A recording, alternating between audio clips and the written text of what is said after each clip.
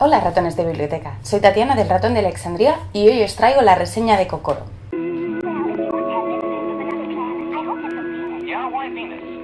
Kokoro es el libro que se eligió para leer este mes en el Club Pickwick, que es un club de lectura de clásicos. Os dejo toda la información sobre el club en la cajita de la descripción por si alguno de vosotros le apeteciera entrar en él y participar en las futuras lecturas. Natsume Soseki es uno de los escritores más representativos de la era Meiji. Para aquellos que no tengáis muy controlado qué es la era Meiji, como me pasó a mí antes de leer este libro, la era Meiji es el momento en el que Japón abrió sus fronteras y decidió romper con la tradición de aislamiento total que tenían. Eso permitió la entrada de Occidente, primero de una manera más bien técnica, de manera que ellos consideraban que dejaban entrar la técnica de Occidente, pero su tradición y su cultura seguían siendo japonesas, y con la llegada de la literatura y de otras formas de cultura occidental, empezó a cambiar también todo lo que es el tema cultural japonés.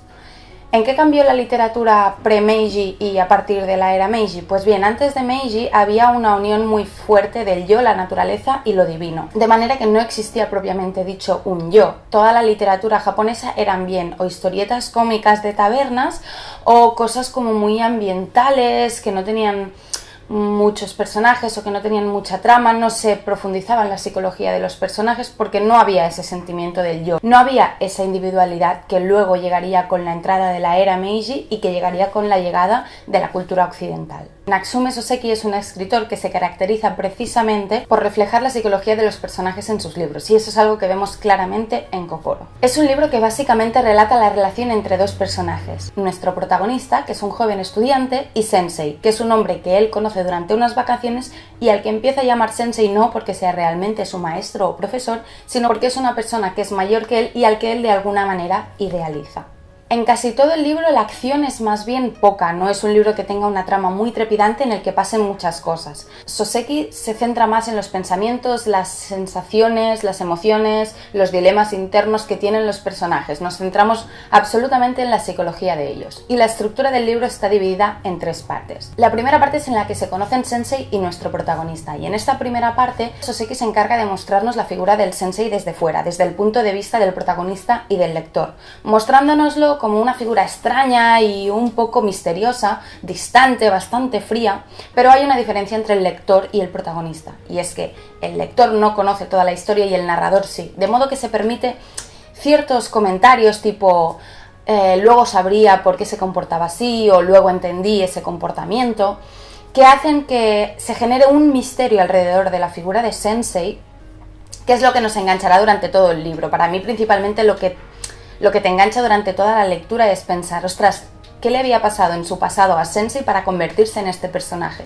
Y esta aura de misterio, ese saber que hay como una especie de trauma ahí detrás, es lo que hace que este personaje sea un poco más agradable, porque de entrada podría parecer arisco, podría parecer bastante huraño y podría no caerte bien. En la segunda parte el protagonista vuelve a casa de sus padres porque ha finalizado sus estudios, se ha graduado. Y para mí en esta segunda parte lo que hace un poco Soseki es retratarnos estas contradicciones que existen entre pueblo y ciudad, ¿no? Entre la familia de pueblo y él que se ha ido a Tokio a estudiar, un poco un contraste entre el pasado y el futuro, que supongo que es algo que en la era Meiji era algo bastante evidente. Podía haber un choque bastante fuerte entre lo tradicional y lo moderno. Para mí igual es la parte del libro que menos me ha gustado, pero bueno, también es interesante y también ves toda una línea de pensamiento interno del protagonista que está muy bien. Y finalmente en la tercera parte, en la que no entraré demasiado en detalles, descubres toda la verdad sobre Sensei y sabes por qué es así. Pero no quiero entrar en detalles para que podáis llegar lo más vírgenes posible a la historia.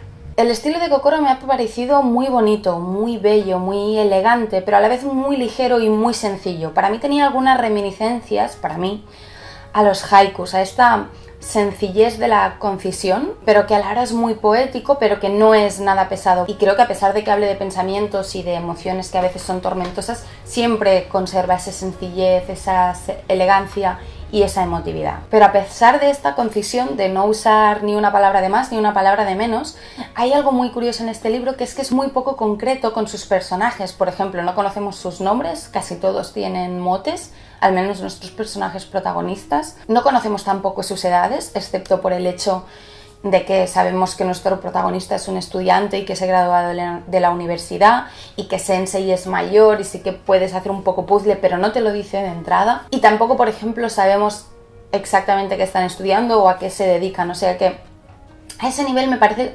también muy etéreo, que es algo que le da como una ligereza muy extraña, ¿no? Le da esa eteridad, como si fueran, no sé, como dos personajes sin nombre que se hubieran quedado retratados en una fotografía en blanco y negro que es absolutamente anónima y que tú encuentras y descubres su historia, pero sin saber nada más de ellos, ¿no? Me ha parecido muy bonito a ese nivel. En definitiva, es una lectura muy sencilla, muy sensible, muy emotiva, pero muy ligera, no es cansada y se lee bastante rápido. A pesar de no tener una trama trepidante, a mí me ha enganchado mucho, quería saber más, quería saber de los personajes y también porque el simple hecho de leerla era tan placentero, era tan bonito, que tenía ganas de leer más y más y más y más. Yo os lo recomiendo si tenéis ganas de leer algo sencillo, algo emotivo, algo ligero y algo bonito. Porque a pesar de ser tortuoso en algunos momentos o algunas emociones, siempre está escrito de una manera muy bonita y nunca es desagradable.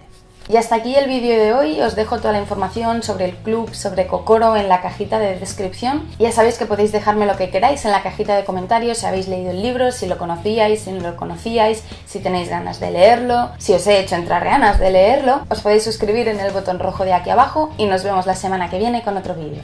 ¡Feliz lectura! Soy Tatiana, del Ratón de Alejandría, y hoy os traigo el book tag de Stranger Things.